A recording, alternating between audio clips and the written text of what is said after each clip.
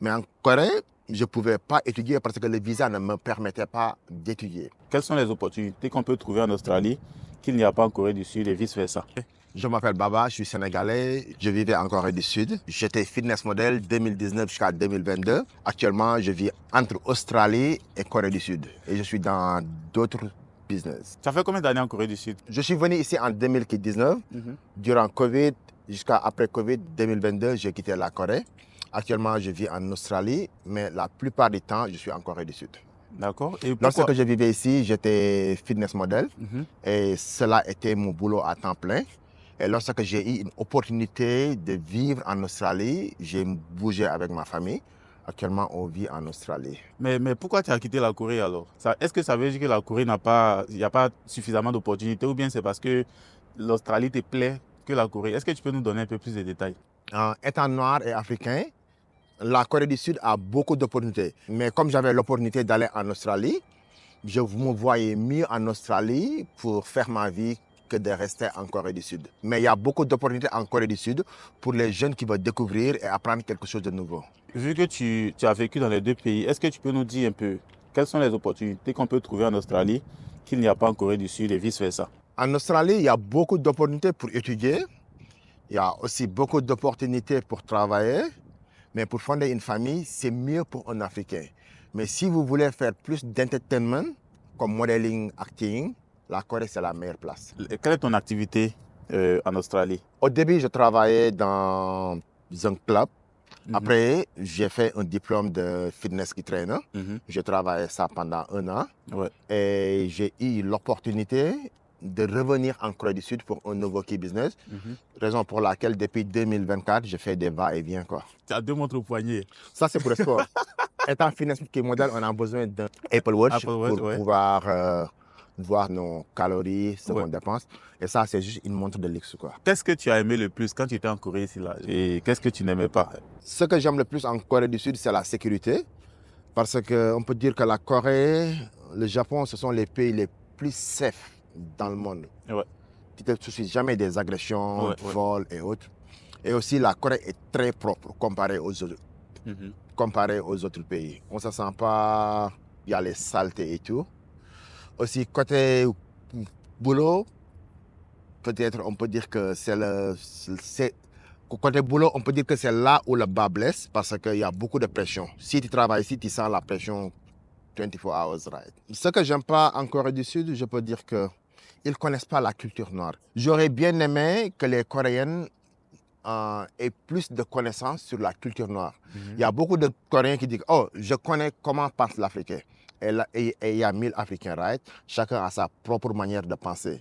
Et ce qu'ils voient sur Internet, parfois, ça peut être totalement différent de la réalité. Un Coréen ou une Coréenne peut aller sur Internet, regarder qu'est-ce que c'est que le Sénégal. Il va avoir juste 2 lignes.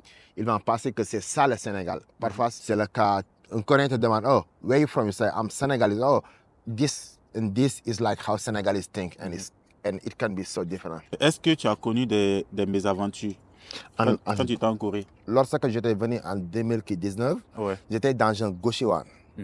Et j'ai resté là-bas pendant 1 mois.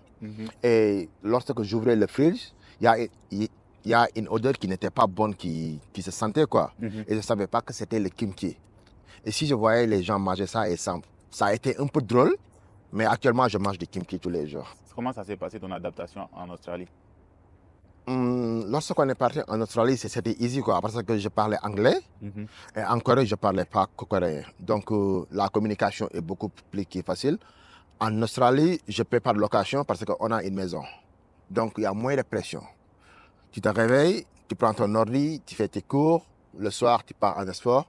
Finis le sport, tu reviens à la maison, c'est easy. Et après, lorsque j'ai eu mon diplôme, j'ai commencé à bosser.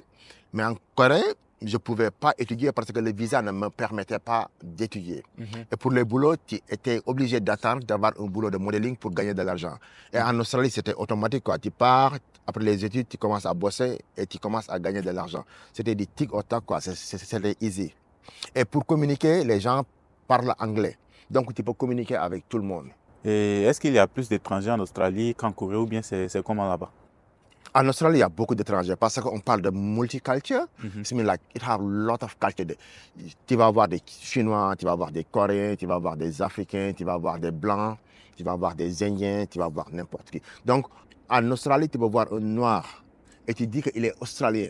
Mais en Corée du Sud, si tu vois un Noir, automatiquement, tu dis que c'est un foreigner. Ouais.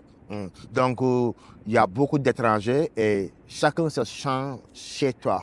Mais en Corée, même si tu restes ici 10 ans, 15 ans, tu es toujours considéré comme un foreigner. On va parler un peu de ton business en Australie. Mm. Qu'est-ce que tu fais en Australie et puis comment ça se passe? Comment tu arrives à travailler avec, étant en Australie, à travailler avec la Corée? Avant de quitter la Corée, j'étais dans le business des voitures.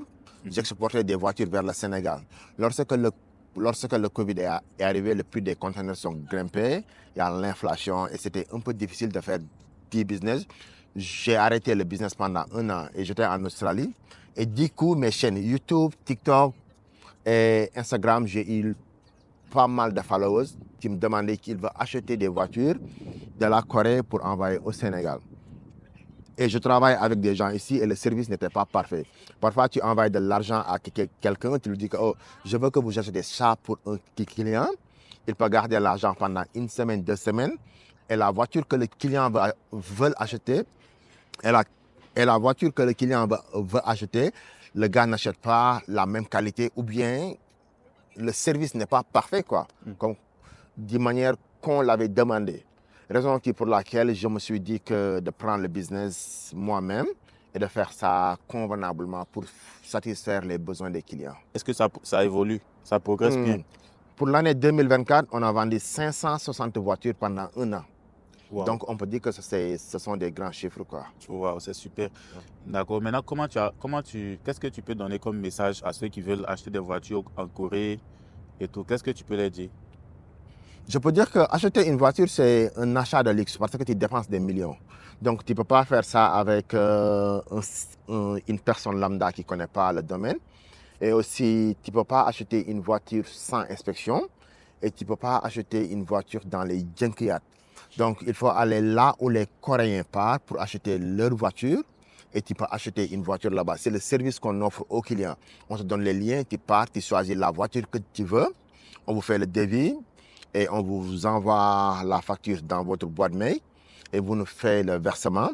On va envoyer un de nos ingénieurs aller visiter la voiture, faire l'inspection. Et si tout va bien, on achète la voiture, on programme le chargement et on envoie en Afrique. Et est-ce que c'est facile d'envoyer les voitures comme ça?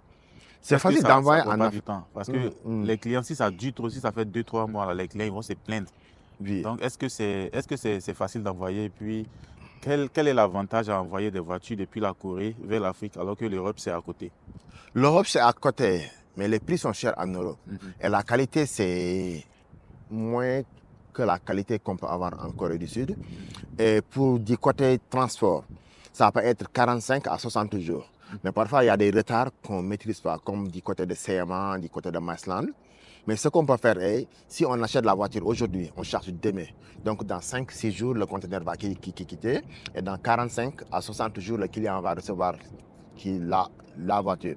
C'est mieux d'attendre 1 à 2 mois que de dépenser 3 ou 4 millions de plus. Parce qu'en Afrique, c'est difficile de gagner 1 million par mois. Étant donné, si tu peux acheter une voiture qui est nickel, 100% inspectée, et la voiture est propre, et tu économises 3 à 4 millions, je vois que c'est un grand avantage. Donc, on va arrêter là. Ok, merci En tout beaucoup. cas, merci beaucoup pour Ça fait l'interview. plaisir. Et puis, bon retour encore à Séoul.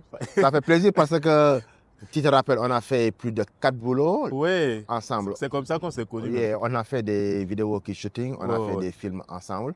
Oui, Et Kona aussi, c'est mon jumeau en Corée du Sud, quoi. non, tu es mon mentor, mec. Ouais, merci beaucoup. Merci beaucoup. Ok. Ok.